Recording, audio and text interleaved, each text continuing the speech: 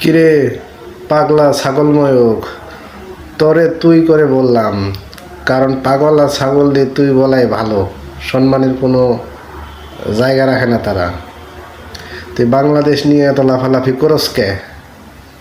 তোর সমস্যাটা কি? আমার আমার আমার সমস্যা হচ্ছে জামাতি এবং জেহাদিরা। আরে বাংলাদেশের জামাতিরা এক একটা হীরার টুকরা। তারা তো এখন কাজই করলো না, কাজ করার সুযোগই পাইলো না, তাই তোদের মাথা খারাপ হয়ে গেছে। তাইলে একবার ভাব, বাংলাদেশের জামাতিরা যদি একবার কাজ করার সুযোগ পায় তাইলে কি অবস্থা হবো। বাংলাদেশের জামাতিরা এক একটা হীরার টুকরা, ঠিক আছে?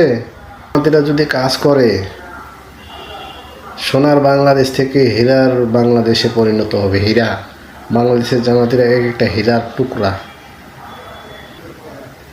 আর হিন্দুদের নিয়ে কি বলিস তুই? মানে হিন্দুরা আর থাকবে না বাংলাদেশে।